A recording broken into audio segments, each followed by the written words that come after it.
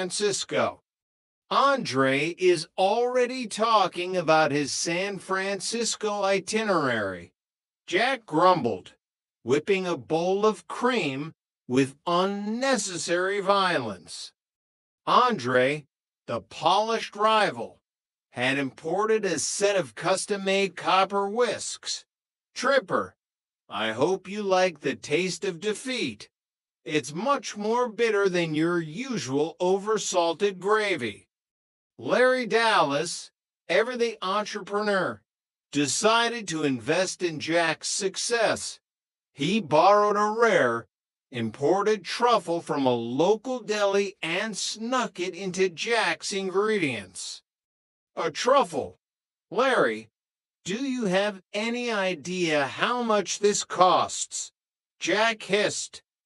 It's an investment, Jacko.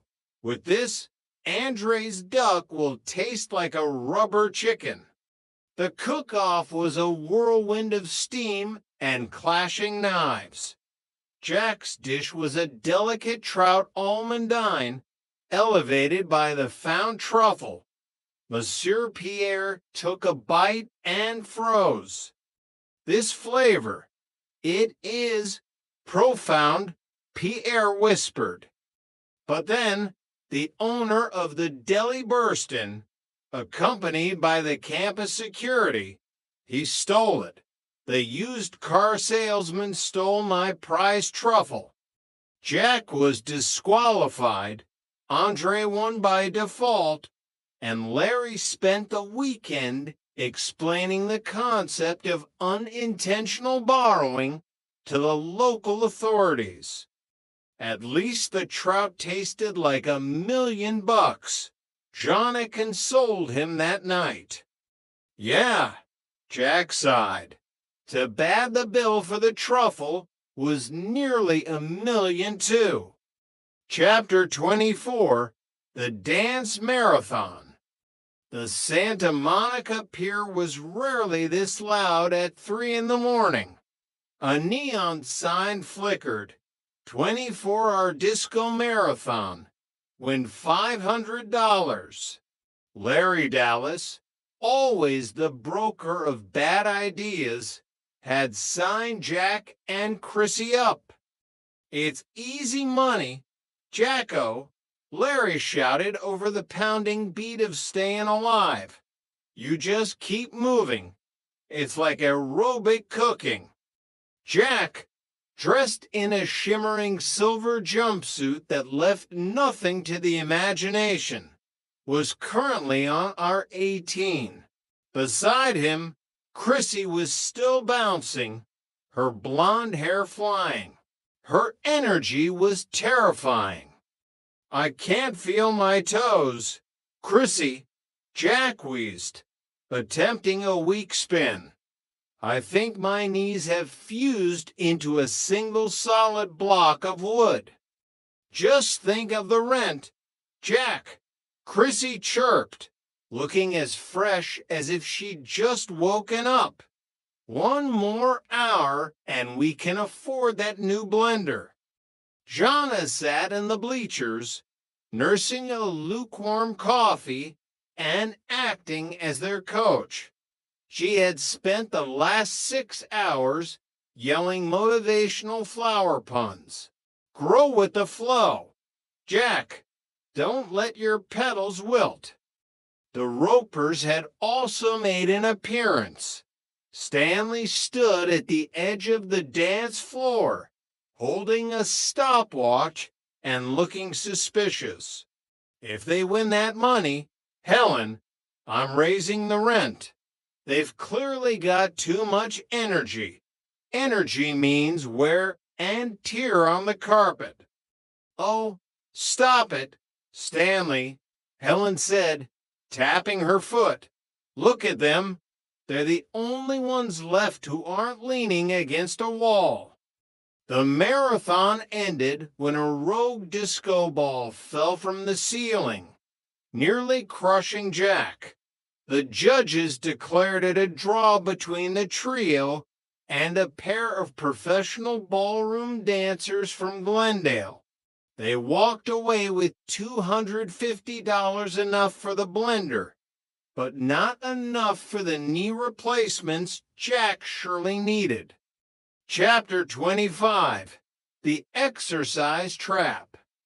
Paranoia and a sudden health craze hit apartment 201 after Jana read an article in Cosmopolitan about the dangers of a sedentary lifestyle. She came home with a Body Blaster 3000, a contraption of pulleys, heavy weights, and elastic bands that she'd borrowed from the gym next to the flower shop. "We're going to be the fittest roommates in Santa Monica," Jana announced, bolting the device to the living room wall. Jack was skeptical. "It looks like a medieval torture device. Jana, I prefer my exercise to involve reaching for the top shelf in the pantry." But curiosity got the better of him. Later that evening, while the girls were out, Jack decided to try the inversion hang. He strapped his ankles into the padded cuffs and pulled the lever. "Oh," Jack cried as the machine flipped him upside down. "I can feel the blood rushing to my head. I'm getting smarter by the second." The machine, however, chose that moment to jam. Jack was suspended 3 feet off the floor, his bathrobe hanging over his face like a curtain. Just as he began to struggle, he heard a key in the lock. Stanley Roper walked in, carrying a bag of tools. "Tripper," I heard a clanking sound. "What in the—" Stanley stopped, staring at the upside-down Jack. "Is this some kind of new religion, Tripper? Or are you trying to see the world from my perspective?" I'm meditating, Mr. Roper." Jack's voice was muffled by his robe. "It's a culinary technique. Gravity-enhanced gravy." "Well, meditate on this," Stanley said, leaving the room. "The Board of Health doesn't allow bats in the building. Get yourself right side up before I charge you a hanging fee." Chapter 26. The Secret Admirer. A week of confusion began when a mysterious, unaddressed bouquet of expensive orchids arrived at the door. Attached was a note, "To the most beautiful girl in 201. I can't live without you. Meet me at the Regal Beagle at 8 p.m. It's for me." Chrissy squealed. "It must be that guy I met at the laundromat. He had very soulful eyes and a lot of fabric softener." "I don't know," Jana said, looking at the orchids. "These are from Compton's Fine Flowers. I recognize the wrapping. Maybe they're for me." Jack, meanwhile, was convinced the note was a prank by Larry. "He's trying to get us all to the bar so he can borrow the car again." The tension mounted. Both Jana and Chrissy spent the afternoon getting ready, each secretly hoping the mystery man was their soulmate.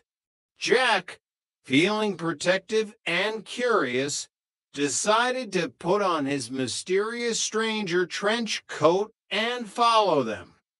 At the Regal Beagle, the girls sat at separate tables, eyeing every man who walked in. 8 p.m. came and went. Finally, a nervous man in a polyester suit walked up to their booth. "Excuse me," he stammered.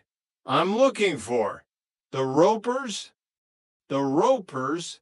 Jana asked, disappointed.